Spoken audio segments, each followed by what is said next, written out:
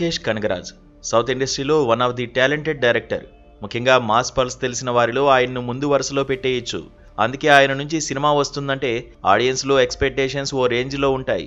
ప్రతి సినిమాని డిఫరెంట్ కాన్సెప్ట్తో చేస్తూ తన సినిమాలోని ప్రతి హీరోతోనూ సాలిడ్ యాక్షన్ స్టంట్స్ చేయిస్తూ ఇండస్ట్రీలో బిగ్ డిబేట్గా మారారు.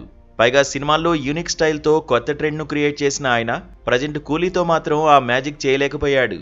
కూలీ కోసం దర్శకుడిగా ఏకంగా 50 కోట్ల రూపాయల పారితోషికం తీసుకున్న లోకేష్ ఇప్పుడు నటుడిగా మారుతున్నాడు. టాప్ స్టార్ హీరోస్తో సినిమాలు తీసిన లోకేష్ నెక్స్ట్ ప్రాజెక్ట్ ఎవరితో చేస్తాడని ఫ్యాన్స్ ఏగర్గా వెయిట్ చేస్తున్నారు. ఖైదీ 2 సీక్వెల్తో పాటు అజిత్తో మూవీ ఉంటుందన్న వార్తలు హల్చల్ చేస్తున్నాయి. ఇలాంటి తరుణంలో ఊహించని వార్తను రివీల్ చేశాడు. హీరోగా కొత్త అవతారం ఎత్తబోతున్నట్లు తెలిపాడు.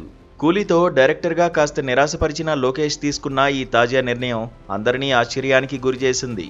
అయితే హీరోగా తన డెబ్యూ మూవీ కోసం ఏకంగా 30 కోట్ల రూపాయలను పారితోషికంగా లోకేష్ తీసుకోబోతున్నాడన్న వార్త ఇంకా ఎక్కువ షాక్ ఇచ్చింది.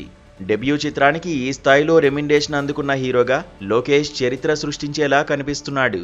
అరుణ్ మతేశ్వరన్ దర్శకత్వంలో సన్ పిక్చర్స్ బ్యానర్లో రాబోతున్న ఈ ప్రాజెక్టు గురించి త్వరలో అధికారిక ప్రకటన రానుంది.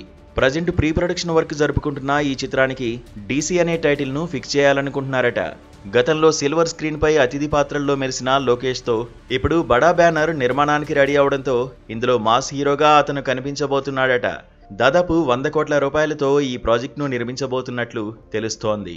మొన్నటి వరకు దర్శకుడిగా సత్తా చాటిన లోకేష్ కనగరాజ్ ఇప్పుడు హీరోగా కొత్త స్టాండర్డ్ సెట్ చేస్తాడేమోనని సినీ జనం అనుకుంటున్నారు.